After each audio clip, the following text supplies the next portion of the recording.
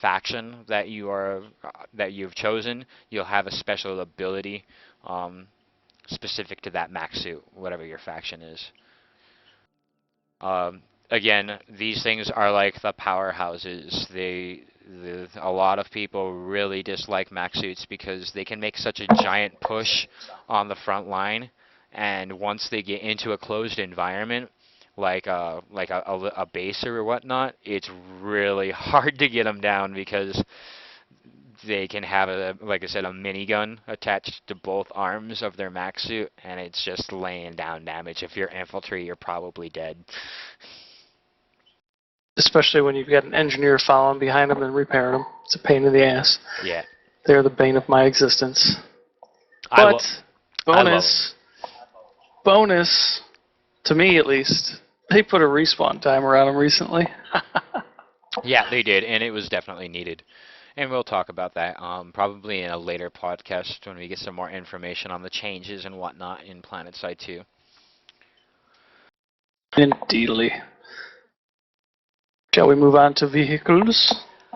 Uh, why not? Let's move on to vehicles. So, some of the vehicles in the game are pretty Let's crazy. start with air. That's my favorite. All right, we'll start with there. Go ahead. Okay, so you've got the Galaxy, which we already spoke about, but it holds up to 12 people. It is a mobile respawn and mobile resupply unit, keeping it on the front lines or near the front lines so that your team can respawn when they die is absolutely a necessity, especially if you're assaulting something that's not too close to another respawn. I mean, if you've got a base right next to another base and everybody's dying right outside of it, there's no point in actually getting the Galaxy up, but it's definitely one of the best in the game, in my opinion. You've got a gun on the top, you've got a gun in the rear, and you have a gun on each wing. So you've got quite a bit of option as far as defending it goes. You can have 5 people, including the pilot, sitting inside of that, and you could take that up somewhere, and everybody could be on defense while you're in the air. And then once you land, you can actually set down 2 shields that go off the left and the right wing, and that helps to defend it quite a bit. That was pretty awesome. One of my favorites, ultimately, and I love flying those things in, dropping people off, and getting the hell out of Dodge. Any takes on that, Hell? I personally suck at vehicles, especially the air ones. I tend to stick on the ground. I will drive a tank, so I don't really have too much as far as the air, too much to add as far as the air. I can tell you that every one of the vehicles is useful in some way, shape, or form, and the Galaxy is probably one of the more useful ones because, like we said, it was a mobile respawn unit as well as a resupply unit. So having a Galaxy pilot is must for any real good squad out there. Absolutely. So we'll just kind of do an overview of the air vehicles. So there are, for the new conglomerate, they get a Vanguard and a Reaver. The Terran Republic, they get the Prowler and the Mosquito. The Vanu Sovereignty get the Magrider and the Scythe. And then for nanite systems, basically everybody can have access to these ones. There's the Lightning, the Galaxy, the Liberator, the Sunderer, and the Flash. And we'll kind of touch on each one of these. We've already kind of hit the Galaxy and the Lightning, so I'll go ahead and hit the Flash because I use the Flash a lot. It's basically an ATV vehicle, one person. It's really fast, and it can flip over every so often, especially if you're going downhill. But if you're a person like me that wants to get into the back line and try to get that back point taken care of, and then start, Xing people off when they're not paying attention, kind of like the rogue, so to speak, of Planetside 2, then the Flash is probably your vehicle. I really, really enjoy the Flash. But like I said, it can flip over, and it will blow up, and it can kill you when it blows up, so be careful. And it's hilarious to watch. Don't forget that you can actually add weapons onto the front of it as well, but it starts with 0. Absolutely.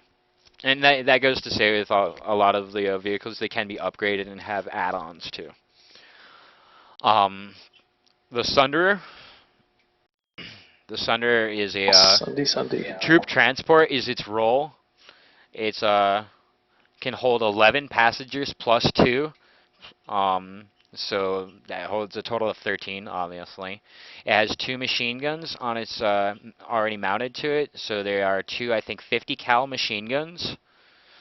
It's a beast. It's a very, very good way to get your troops from one point to another. And it's very durable, so it can take some damage and not have to worry about getting blown the hell up. Yeah, yeah. One thing to note for sure with a Sunder as well is that if you're next to another vehicle, you will repair them just innately. So it's a good way to actually support vehicles that are pushing on a point as well. And you do have a wide array of weaponry that you can equip to it, anywhere from anti-air to anti-vehicle to anti-personnel. So you've got quite a bit that you can do, and with two weapons on it, you can actually mix it up. You can have one that's good against air, one that's good against ground, or two that are good against air. The options are endless there. Whatever you'd like to do. Absolutely. And I think that we'll move on to the Lightning. The Lightning is actually an anti-air slash ground tank. It has just a one passenger. It's just a one crew tank, so it's a single person vehicle. And it's got a primary cannon of a 755 millimeter cannon. This is a very, very good anti-air vehicle. I will say that it is a little hard to hit things with, but when you do, it pays off big time. The base gun that it comes with is it's not anti-air. It's anti-ground. It's mostly anti-personnel, but it really doesn't do a lot of damage. You get 6 shots with it to compensate for the lack of damage. But in order to hit with those 6 shots, you've got to be extremely good with recoil on it. It is the lightest ground vehicle aside from the Flash in the game, so it doesn't have a lot of armor, but it can pack a punch. Now you can get anti-air, which is the best way to go with it in my opinion. Sky Guard. It's ridiculous. It can take out virtually anything in a matter of 15 to 20 seconds in the air. Or you can go the crappier route, in my opinion, and go with armor piercing, which only gives you one shot. One shot per clip in that. So you shoot, you reload, you shoot, you reload. Or you can go with anti-personnel. And say the best way to go anytime with that is anti-air. It seems to be the only thing it's super good at, which is a definite balance issue.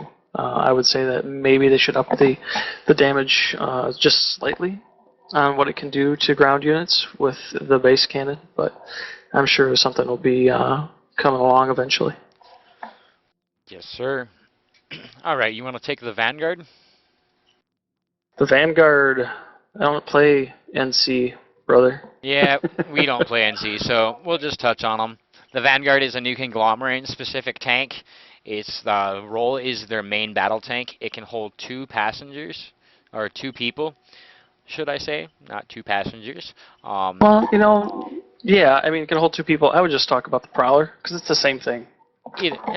We'll hit up everything. The Vanguard has a 150 millimeter cannon, and its secondary is a 30 millimeter. It's a 30 anti-air cannon. It doesn't say millimeter. It just says RAA 30 anti-air cannon. So, I'll tell you that the anti-air cannon is a pretty big beast. I've seen these things do some nastiness. I'm not particularly fond of the NC, but that is a very good tank. The Reaver is another new conglomerate-specific aircraft. Its role is the fighter. It is a one crew member aircraft, so it's a one-person aircraft, and it has a primary gun of a 14 millimeter cannon and a secondary guns of a choice of air-to-air missiles or a Hellfire rocket. Um, they are definitely specific for like It's one of those ones that is designed to be an aircraft that takes care of other aircrafts. So it's definitely designed for air-to-air combat and can be designed to air-to-ground combat. It's not really one of those ones that you take out it's not an anti-personnel vehicle by any means. No, but those Hellfires can do some crazy damage to the ground, that's for sure. Yeah, they can. So we'll move on to the Mag Rider. The Mag Rider is a Vanu Sovereignty specific tank. Its role is the main battle tank. It can hold 2 in the crew, so it's a 2-person tank. Um, and its armament is classified, so it doesn't have any information for me exactly on what kind of primary or secondary weapons these things use. But I can tell you I've been blown up by Mag Rider many a time. It's definitely their main battle tank, and it does live up to its name for sure. And it floats. Yes, it does. It floats. Alright, moving on to the Scythe. It's a Vanu Sovereignty specific aircraft. Its role is the fighter. It's another 1-person aircraft. Its primary gun is a light rail beam, and its secondary is air-to-air missiles. Again, this one is designed for taking other aircrafts out, and it's like like it says, it's their fighter aircraft. So it's versatile. It's very agile, and it's got some nasty missiles. And we're moving on to the Prowler. Terran Republic specific tank is our main battle tank. I say our because Vex Gaming plays the Terran Republic. It is a 2-member tank, and its primary weapon is twin 120 millimeter cannons, and its secondary is an M20 heavy machine gun. It's also the fastest of the 3 factions' main battle tanks and has the most rapid-firing main cannon. So in my opinion, it's probably the best main battle tank out there. It does some nastiness. I really, really enjoy rolling around in the Prowler. And then the last one is the Mosquito, the Terran Republic specific fighter. Its role is air superiority. And I will go in a little bit more detail on that. But its primary weapon is a 14 millimeter cannon, and its secondary is air-to-air missiles and Hellfire rockets. Now, air superiority basically means that it is the fighter of all fighters. It's the one that can take out everything. This thing can take out a galaxy. It can take out pretty much any other aircraft out there. But it's really hard to fly. I crash these things into to mountains and just suicide like I'm a jihad every time I get into one. But they're pretty dope, and I've seen some people that are absolutely insane piloting these things. I unfortunately am not one of them. I do okay, but yeah, there's some insane pilots out there. It's just nuts. Did we cover the Liberator? Did we cover the Liberator? You know, I don't think we did. I remember talking about bombs. I don't think we did talk about the Liberator, so we'll hit up the Liberator. The Liberator is it's not a faction-specific vehicle, so it's an aircraft. Its role is the bomber/gunship. It can hold 3 people, so it's got a crew of 3. Its primary gun is a LP-30 recoilless cannon, and its secondary is an LG-RAD bombardier cannon. Basically, the Liberator is like it's a bomber gunship, just like it says for its role. It can fly over areas and drop down fury on people, inside the base, on top of tanks. It's pretty badass. Yep, my favorite. Absolutely my favorite. I love flying these things. You have no idea how much fun it is.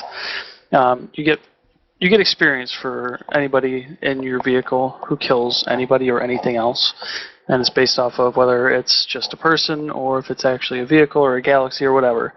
And simply flying over an area or hovering over that area for even 30 seconds, 10 seconds, 15 seconds is enough time to rack up 10, 15 kills if there's enough people in the area with a Liberator. So it's one of the most powerful in the game. just imagine having a mobile tank with 6 shots. I think they may have reduced it to 5 now. It's either 5 or 6 shots, and it's mortar, and that mortar